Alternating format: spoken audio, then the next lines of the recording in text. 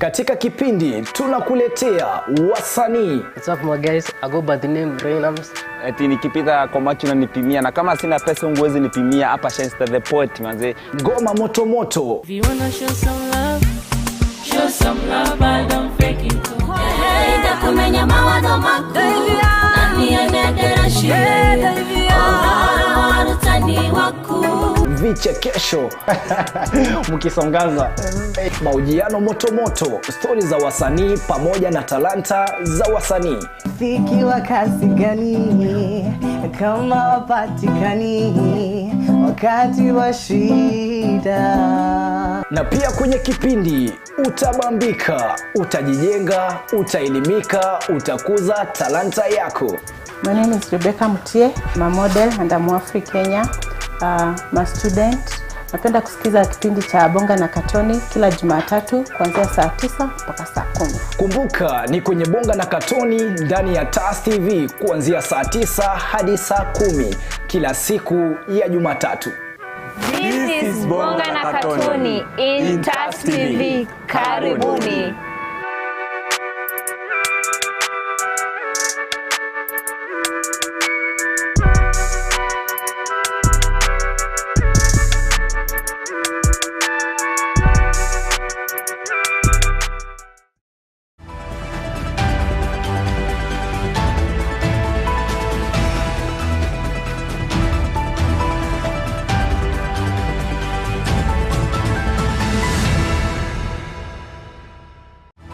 Marahaba mpenzi mtazamaji, kwanza tuwie radhi kwa kuleta taarifa zikiwa zimechelewa na lisali ni moja. Ujambo mpenzi mtazamaji na karibu, ikiwa leo ni tarehe 25 mwezi wa 10 mwaka 2024. Mpenzi mtazamaji, tuko nao mengi ambao tumekuandalia katika taarifa zetu. Ujambo na karibu nikupashe.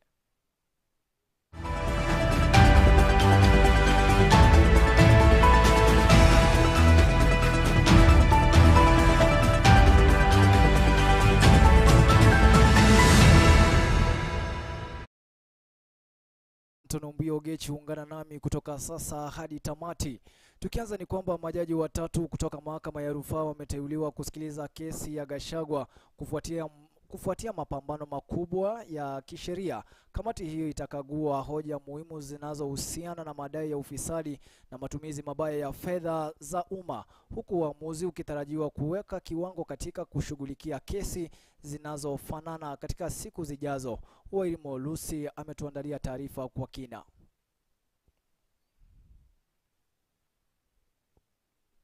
Watatu Fred Mugambi, Eric Ogora na Anthony Mrima wamekataa kujiondoa katika kusikiliza kesi ya kumng'oa mamlakani naibu rais Rigathi Gachagua.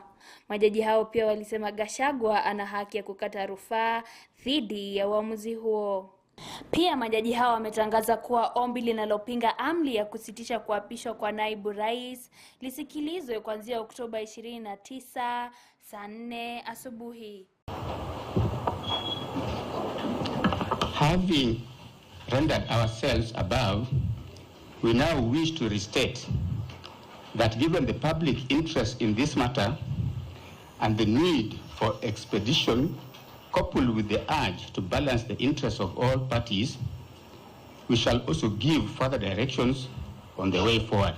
Consequently, the following orders do hereby issue. 1. The applications for recusals are hereby disallowed. 2. The petitioners are hereby granted leave to file and serve amended petitions, if need be, within 5 days of this order. The respondents likewise are granted leave to file and serve amended responses, if need be, within 5 days of service in B above. B. In view of the nature of the pending applications for conservatory orders and those seeking to discharge, review, and set aside the conservatory orders in cohort 2 petitions, we hereby direct as follows. The applications seeking to discharge, review, and set aside the conservatory orders shall be deemed as responses to the applications for conservatory orders.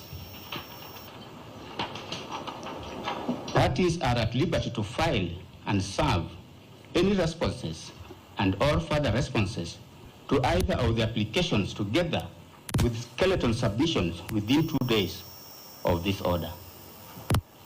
The said applications in one above are hereby fixed for hearing on 29th of October 2024 at 10 a.m. in this court. Leave to appeal is hereby granted. Typed proceedings and certified copies of this ruling to be availed to parties at cost or as the case may be. The directions herein shall be forthwith uploaded in the court tracking system. Those are the orders of this court. Nikiripotia runinga ya TAS, jina langu ni Wairimu Lucy. Baraza la magavana nchini Kenya limewataka Wakenya kujisajili katika bima mpya ya matibabu ya afya. Hatua hii inalenga kuboresha huduma za afya na kuhakikisha kwamba wananchi wanapata matibabu ya msingi bila mzigo wa kifedha. Bima hii itatoa msaada mkubwa kwa watu wasio na uwezo wa kulipia huduma za afya na inatarajiwa kusaidia kupunguza mzigo wa hospitali za umma. Wakenya wameweza kujisajili kupitia vituo maalum na mitandao iliyotengwa kwa ajili ya bima hii. Baraza linaweka mkazo kwenye umuhimu wa kujisajili ili kuhakikisha kila mmoja anapata huduma bora za afya. Hizi kuna kuandikisha Wakenya katika insurance mpya ya SHA, Social Health Insurance. Mnavyojua sasa hakuna NHIF. Na tunahitaji Wakenya wote wajiandikishe, wajisajili katika hii insurance mpya, kwa sababu hii ndio italeta usawa katika sekta ya afya. Mimi nauliza watu wetu wa Turkana kupitia kwako governor wa support agenda ya rais wetu na agenda ya serikali ile ya universal health coverage, ambayo tunasema tumemaliza ile NHIF. Sasa hii tuko kwa ile inaitwa SHA, na tumeomba kila mtu ajiandikishe ndio aweze kupata huduma ya hospitali. Kama uko na pesa ama una pesa, serikali imesema ushughulikiwe katika ile haja zako zote za afya za hospitali. That is what we want to deliver as a government. Rais William Ruto ametangaza ushirikiano wa kampuni ya Adani Group kutoka India ili kuimarisha sekta ya nishati nchini Kenya. Mkataba huu unalenga kuongeza vyanzo vya nishati mbadala kama vile joto ardhi ili kutoa umeme na gharama nafuu kwa kaya na biashara za Wakenya. Rais Ruto alisisitiza kuwa ushirikiano huu utapunguza gharama, kuunda nafasi za ajira na kusaidia malengo ya Kenya na nishati endelevu kufikia mwaka wa 2030, kulingana na mwanaripota wetu Motesia anavyotuarifu. William Ruto akizungumza Alhamisi katika mashamba ya joto ardhi ya Menengai huko Nakuru, ambapo aliongoza uzinduzi wa kituo cha umeme. Rais Ruto ametangaza makubaliano mapya ya nishati na kampuni ya Adani kutoka India, ambayo yanalenga kupunguza kwa kiasi kikubwa gharama za umeme nchini Kenya. Rais alisema kuwa mkataba huu wa Adani ambao umekumbwa na utata utawezesha kampuni hiyo ya India kujenga na kuendesha mistari muhimu ya usafirishaji wa umeme ambayo itatarajiwa kupunguza bei ya umeme mara tu itakapoanza kufanya kazi. The Adani Group are investing in the transmission line. Their money, 95 billion. We would have otherwise gone to borrow that money, burden the people of Kenya. This is now a private sector investment, the same way Keshan here is a private sector investment, the same way Sosian is a private sector investment. We will pay for that transmission line using a wheeling charge. Mkataba kati ya Ketraco na Adani Energy Solution Limited ambao unakadiriwa kugharimu shilingi bilioni 95.9 utawezesha kampuni hiyo ya India kuendeleza, kuifadhili, kujenga na kuendesha mistari muhimu ya usafirishaji wa umeme na vituo vya kupoza umeme kote nchini kwa miaka 30 ijayo. We do not want to burden the people of Kenya with either additional taxes or additional loans, when the private sector can do it much more efficiently. Waziri wa nishati Opiyo Wandayi alibainisha kuwa mradi huu wa kina utafadhiliwa kikamilifu na sekta binafsi kwa kushirikiana na kampuni ya Adani Group. Today we are not only witnessing the groundbreaking for this power plant, we are also going to witness the signing of an agreement, of an MOU, between Kaishan Group and KenGen, Your Excellency. That agreement is going to make it possible for the first time for this country to develop green hydrogen and then ammonia and eventually get fertilizer for our agriculture. Chini ya makubaliano haya, mradi huu wa kifahari unajumuisha ujenzi wa mistari kadhaa ya usafirishaji wa umeme wa juu na vituo vya kupoza umeme ikiwemo ule wa Gilgil, Thika, Malaa pamoja na upanuzi mkubwa katika eneo la Konza. Nikiripotia Runinga ya TAS, jina langu ni Samuel Mutisia. Na tukisonga mbele ni kwamba zaidi ya watahiniwa 2300 kutoka familia zisizojiweza kutoka kaunti ya Kakamega wamepata afueni baada ya kupata msaada wa vifaa vya kufanyia mitihani wa kitaifa. Msaada huu unalenga kusaidia wanafunzi ambao wamekuwa wakikabiliwa na changamoto za kifedha, hivyo kuwapa fursa ya kufanya mtihani bila vikwazo vya kifedha. Vifaa vilivyotolewa vinajumuisha madaftari, kalamu na vifaa vingine vya kujifunzia. Tupate taarifa kwa kina. Most of these students have been borrowing maybe from Form 1, Form 2, Form 3s. Most of them, they are very needy and their parents cannot afford these learning materials. So I'm very grateful to our donor for bringing these materials for our candidates. I know it will have impact on the performance because they will now start using them as they prepare for the exam. Huku mashinani wazazi wetu wengi hawajiwezi na serikali haizi nunulia mtoto vifaa ama vyombo za kufanya mtihani. Ndio maana huu ni mwaka wa 10 nikishiriki katika hili zoezi langu la kutunuku na kuzawadi watoto wetu vyombo ama vifaa za kufanya mtihani ili wakuwe na mandhari mazuri ya kufanya mtaala wao. Wanafunzi wa grade la 6 wamefurahishwa sana kwa sababu wengi wao hawakuwa na hivyo vifaa vya kufanyia hiyo assessment. Lakini leo wametutembelea, hao wanafunzi 67 wameweza kupata hivyo vifaa. Hata baada ya mahakama kuu nchini kuendelea kusikiza kesi ya naibu rais Rigathi Gachagua baada ya kuondolewa na bunge la kitaifa na seneti, kesi hii imeibua hisia mseto kwa wananchi wengi wakiamini mahakama itatoa uamuzi wa haki. Wengi waliohojiwa wana matumaini kuwa mahakama itatoa uamuzi uliofaa, kulingana na mwanaripota wetu anavyotuelezea Kelvin Mwiti. Mahakama kuu jijini Nairobi ikiendelea kusikiliza kesi ya naibu rais Rigathi Gachagua, hii ikiwa ni baada ya bunge la kitaifa na seneti kumng'atua mamlakani. Kesi hii imeizua hisia mseto miongoni mwa wananchi, huku wengi wakifuatilia kwa karibu mchakato huu wa kisheria. Mwangi Gishuru versus the Attorney General and the Salaries and Remuneration Commission. At paragraph 61 of that decision, the court says, the court has a duty to sit on matters presented before it for resolution and should only recuse itself where circumstances permit, but not where it will create an unconstitutional moment by refusing to hear a litigant's case because the opposite party apprehends bias. In what context then should we understand that jurisprudence? Katika mahojiano yetu na wananchi, tumebaini kuwa watu wengi wana imani kubwa na mahakama, wakiamini kuwa itaweza kutoa uamuzi wa haki bila kuegemea upande wowote. Sasa koti ndio sasa tuko na imani naye, lakini bunge la seneti walikuwa wamelipwa tayari. Aidha, sehemu kubwa waliozungumza nasi wana matumaini kuwa mahakama itachukua nafasi muhimu ya kumwokoa naibu rais Rigathi Gachagua katika kesi hii. Maoni yangu ndio Gachagua arudishwe, sababu sioni makosa yake. Wakionyesha kuwa wanasubiri kwa hamu uamuzi wa mwisho. Wabunge tayari walikuwa wamepokea ile kitu walikuwa wamepokea.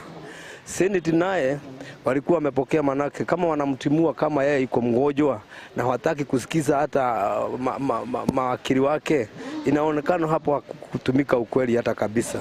Lakini sasa tunasubiri ndio tuone koti itaamua namna gani, lakini tuko na imani kubwa na koti. Ile kitu ningetaka kusema, hii serikali tulichagua tukiwa wananchi. ndio tuliingia Ruto na Gachagua pamoja, lakini kama Gachagua anaenda, ningesema waende wote. Wananchi wameonekana kutoridhika na hatua ya baadhi ya magavana ya kutoheshimu bunge la seneti. Nikiripotia Runinga kutoka mjini Thika, langu jina ni Kelvin Mweti. Na tukisonga mbele ni kwamba bunge la seneti limempiga faini nusu milioni gavana wa Isiolo Abdi Abrahim Guyo kwa kutohudhuria vikao vya seneti mara 3 mfululizo alipokuwa akitakiwa kujibu maswali kuhusu matumizi ya pesa za kaunti. Tabia hii ya magavana kupuuza wito wa seneti imezua hisia miongoni mwa wananchi wakitaka viongozi wawajibike na kufuatiliwa kwa uwazi katika matumizi ya fedha za umma. Wananchi pia wamesema kuwa kupuuza seneti ni dalili ya ukiukaji wa sheria na kunahitaji hatua kali za kisheria. Kelvin Mwiti na taarifa zaidi. Bunge la seneti limempiga faini ya nusu milioni gavana wa Isiolo Abdi Guyo baada ya kukataa kufika mbele ya seneti mara 3 mfululizo kama alivyokuwa ameagizwa. Gavana Abdi alikuwa amepewa uwezo wa kujibu maswali kuhusu matumizi ya fedha za kaunti ya Isiolo, lakini alikosa kufika. The Senate came to hold its meeting in Isiolo. This is a public accounts committee of the Senate. Once informing the governor of our coming to Isiolo. Unfortunately, when we arrived in Isiolo, the governor was a no-show. We have not received any explanation as to his whereabouts. The Senate has taken serious reservations about the absence of the governor, and the Parliamentary Powers and Privileges Act has imposed a fine of 500,000 shillings on the governor for Isiolo for failing to appear before the Senate, having been invited as a witness. Hali hii ambayo imeonekana mara kwa mara ambapo baadhi ya magavana wanapuuza wito wa seneti kujibu maswali yanayohusiana na matumizi ya fedha za umma. Wakati wa kufuatia hisia za wananchi kuhusu swala hili, wengi wamekasirishwa na tabia ya magavana wanaopuuza seneti. Wananchi waliozungumza nasi wamesema kuwa viongozi kama hawa wanapaswa kuchukuliwa hatua kali za kisheria kwa ukiukaji wa majukumu yao ya kuonyesha dharau kwa taasisi za kisheria. Hii nchi yetu haina structures ambazo ziko nzuri ambazo zinaweza kukabiliana na mambo yanayofanyika katika hizi idara. What is happening to our country? Tulikosea wapi Mwenyezi Mungu ndio haya mambo yote yafanyike? Serikali ilikaa chini wakasema watamaliza, lakini tutakaianze kwanza kwa wale ambao walianza kuiba kwanza. Wananchi wanataka uwajibikaji mkubwa kutoka kwa viongozi wa kaunti, wakidai kuwa matumizi ya pesa za umma lazima yafuatiliwe kwa uwazi na uwajibikaji. Pia wamesema kuwa tabia hii ya kupuuza seneti ni ishara ya kutoheshimu sheria na inapaswa kukomeshwa mara moja. Gavana ama CS wakati anapoitwa hapai kukataa, anapaswa kuenda. Wakati ambapo anapokataa inaonyesha kwamba katika kazi yake yeye mwenyewe hajaweza kuwajibika vizuri. So ni vizuri kama naitwa apate kuenda na akapate kueleza vile ambavyo pesa imepata kutumika, ili onyeshe kwamba yeye ni kiongozi ambaye anawajibika vizuri katika ile nafasi ambayo amepewa katika uongozi wake. Wananchi wameonekana kutofurahishwa na hatua ya baadhi ya magavana ya kuchochea bunge la seneti. Nikiripotia Runinga kutoka mjini Thika, langu jina ni Kelvin Mwiti. Na tusalie katika mahakama mali ambapo mahakama imeamua kuwa ushuru wa nyumba haukiuki katiba, ikisisitiza kuwa ni halali na unalenga kusaidia maendeleo ya kiuchumi na kuboresha maisha ya wananchi nchini. Licha ya malalamiko ya wananchi kuhusu mzigo wa gharama, mahakama imekubaliana na serikali kwamba ushuru huo ni umuhimu. Serikali imeahidi kutumia mapato kwa ufanisi na uwazi wa manufaa ya wananchi, kulingana na mwanaripota wetu Lucy Kimandhi anavyotuarifu. Wazazi wamehimizwa kuwa waangalifu kwa watoto wao wakati wa likizo ndefu kutokana na hatari zinazoweza kuwapata kama ajali, kujiingiza katika tabia mbaya au kutekelezwa. I would ask my colleague parents, let's take care of our kids. Let's be very careful, especially as the learners and the leaders come back home for the holidays. We need to provide them with the best environment so that they can grow and be responsible citizens. And as we go for this holiday, parents, this is the time that you have your kids the longest, and this is the time that you have to mold them. We are asking parents, especially our parents at Millbrook International School, to be stable during this time and ensure that the behavior bit and activity bit is inculcated in our learners. Wanashauriwa kuwapa watoto shughuli za kujenga kama michezo na mafunzo ya ziada, pamoja na kuelimisha kuhusu usalama wao kibinafsi, ili kuhakikisha wanatumia likizo kwa njia salama na yenye manufaa. We are too busy looking for finances to bring to Dorothy School. But then, this person you'll look at and think is very busy doing his or her own work. Have you ever checked what he or she is doing? Do you have a bond with this child? Some of us parents, we don't know our children completely. We don't know. As young as they are, we don't know them. Kwa ujumla, ushauri kwa wazazi ni kuhakikisha kuwa wanawapa watoto wao mwelekeo mzuri na kuhakikisha kuwa wanatumia muda wa likizo kwa njia yenye manufaa ambayo itawaepusha na hatari yoyote ya kimazingira au kijamii.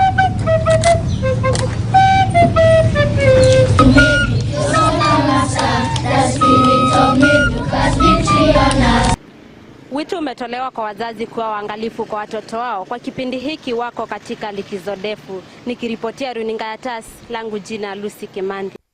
Huduma katika hospitali za umma katika kaunti ya Trans Nzoia zimelemazwa kwa wiki mbili sasa kufuatia mgomo wa wauguzi. Wauguzi hao wanadai masuala kadhaa ikiwa ni pamoja na malumbikizo ya mishahara na mazingira ya kazi. Mgomo huu umesababisha upungufu wa huduma za afya na wagonjwa wengi wanakabiliwa na ugumu wa kupata matibabu. Serikali ya kaunti hiyo inajaribu kushughulikia malalamiko ya wauguzi ili kurejesha kwa huduma za afya, huku jamii zikisikitishwa na hali hiyo. Wakati huo huo, watu wanaendelea kuhamishwa kufuatia mswada wa matibabu. Tupate taarifa kwa kina. Mbele na watu kuwa wachache, wale ambao wako kwa kazi wako demotivated, hawana motivation yoyote kwa sababu wamestagnate kwa muda mrefu sana. Kwa hivyo tulikuwa tumeuliza serikali ifanye promotion ya all the deserving officers na wakakubali. Kwa hivyo sababu kubwa kwa nini hii mgomo umeendelea ni kwamba serikali ilituahidi kuwa itatekeleza hayo matakwa yetu kwa siku 60, lakini baada ya siku 60 hawakutekeleza. Kwa hiyo ambaye hakuweza kupatia waheshimiwa wenzake fursa ya kudiscuss kwa plenary ili waweze kuavert the strike yenye iko leo. Leo hii tunaweza kumwambia Sara Lubano tumerudi mara ya pili kupeana petition ambayo iko na agreement ambayo tulikuwa tumeongea pale awali tukaweza kuafikiana. Na county secretary akuje na mkono wazi, asikwe na nia fiche kwa wauguzi. Tunataka yale matakwa yetu 9 yaweze kutimizwa kwa haraka iwezekanavyo. Wakati huu si wauguzi wanaumia, ni wana Trans Nzoia wanaumia kwa ujumla.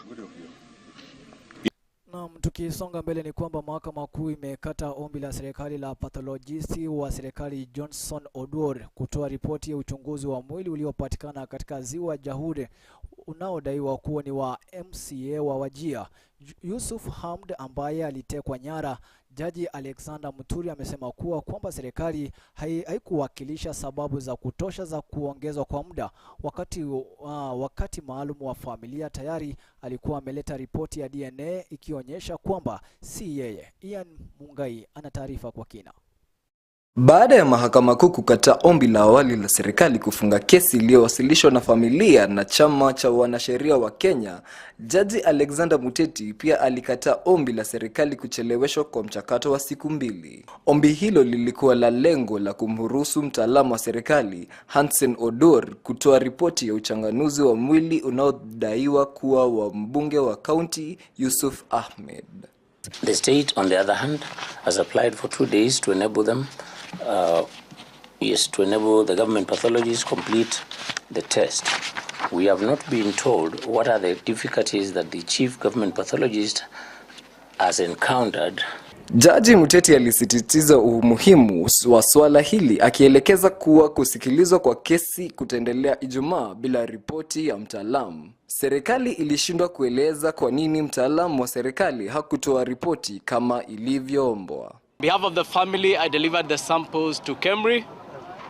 They have a special lab for human identification and our results came in by the end of yesterday. The conclusion is that the body we had conducted the autopsy was not the body of Mheshimiwa Yusuf. Baada ya polisi kuwasilisha mwili uliodaiwa kuwa wa MCA wa Wajir aliyepotea, familia yake bado haijadhirika kwamba ni yeye. The state has had ample time to respond to the application. Thus, the request for 2 days is not reasonable and is hereby rejected. We are putting the government on notice that if they did not bring the results simply because they want to cook the results, we have already the results from KEMRI that are conclusive that Mheshimiwa is not the body that was there. Anyone has even an iota of evidence of his wrongdoing, this is where they should bring him. Forceful disappearances have no place in modern day Kenya. And I'm saying this today, that Yusuf is in the hands of the security apparatus, and the abductors are none other than the government security agencies. You know yourselves, there's nothing to fear. Familia inasema kwamba Ahmed aliyetekwa nyara Ijumaa tarehe 13 kwenye barabara ya Enterprise Nairobi. Washambuliaji waliomteka nyara walivaa silaha nzito wakiwa kwenye magari mawili ya Land Cruiser Prado. Nikiripoti ya TAS TV, jina langu ni Ian Mungai. Mwezi wa uhamasishaji wa saratani nchini Kenya hujumuisha Oktoba, kipaumbele kikiwa ni saratani ya matiti. Shughuli kama uchunguzi, semina, matembezi ya kuchangisha fedha na kampeni za mitandaoni zinalenga kuelimisha na kuhimiza uchunguzi wa mapema. Saratani za matiti, shingo ya kizazi na tezi dume ni zinazoongoza, na juhudi zinalenga uchunguzi wa mara kwa mara mitandaoni, mitindo bora ya maisha na chanzo ya HPV. Mwanaripota wetu Viona Kimari ametuandalia taarifa hiyo kwa kina. Wiki za hivi karibuni nchi imeathirika na mfululizo wa kesi za mauaji zinazohusisha wanawake. Hali hii inasababisha wasiwasi mkubwa kuhusu usalama na unyanyasaji wa wanawake nchini. Alikuwa anaenda hospitali. Uhamasishaji wa saratani nchini Kenya ni muhimu sana, kwani saratani imekuwa moja ya sababu za vifo nchini, na saratani ya matiti, ya kizazi na tezi dume zikiwa miongoni mwa zinazoongoza. It is preventable. And so what we're doing is we're partnering to really look at, starting with the community, how do we create awareness around cervical cancer and breast cancer screening? Juhudi wakati wa mwezi huu zimelenga umuhimu wa uchunguzi wa mara kwa mara, mitindo bora ya maisha, chanjo kama ya HPV ili kuzuia saratani ya kizazi, na upatikanaji bora wa huduma za tabia ya saratani. Wengine zile maelezo wanasikiaga huko nje si zile tuliwapatia, jinsi ya kujiprotect and to protect themselves. Another thing, second, it was prevention. Shughuli hizi mara nyingi hujumuisha uchunguzi wa saratani, semina za umma, matembezi au mbio za kuchangia fedha, na kampeni kwenye mitandao ya kijamii na vyombo vya habari. Uhamasishaji wa saratani nchini Kenya ni muhimu sana, kwani saratani imekuwa moja ya sababu kuu za vifo nchini, na saratani ya matiti, ya kizazi na tezi dume zikiwa miongoni mwa zinazoongoza. Mimi ni survivor. Naenda house tu, naenda kuelimisha wamama wakuje wapimwe cervical cancer. Nafurahia sana venye community health promoters wamekuja hapa. Wametufundisha mambo mingi, na pia ningependa wafikie wanawake wengi huko nje. Technology kama machine hivi, si kama kitambo. Kuna vile wameleta machine za cancer, na pia imesaidia sana juu si lazima uende India utibiwe cancer. So imesaidia sana. Wanafaa kuhusu weke ikue lower venye, yani kila mtu anaweza anaweza jitibu, yani aende hosia ndo asaidike. Several countries were selected, Kenya included, and others are Cote d'Ivoire and Zimbabwe, and they are the ones implementing the project for breast cancer, cervical cancer, screening and treatment. Nikiripotia runinga ya TAS, Viona Kimari. Naam, taarifa hiyo ya saratani ya matiti inatamatisha taarifa za runinga ya TAS. Sina la ziada na kutakia uwe na usiku mwanana. Kwaheri.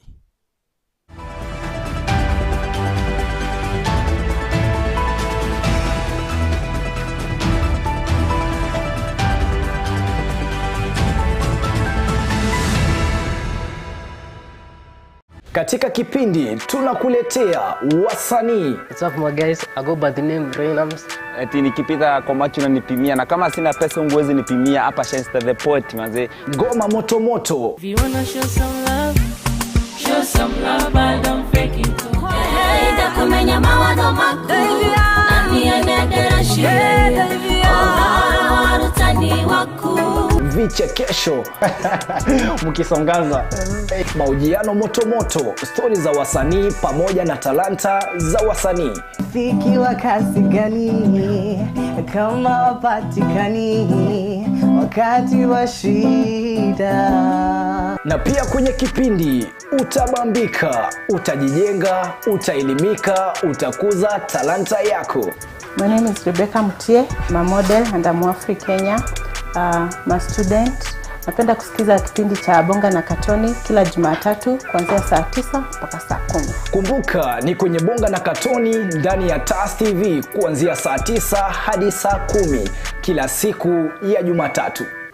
This is Bonga na Katoni in TAS TV. Karibuni.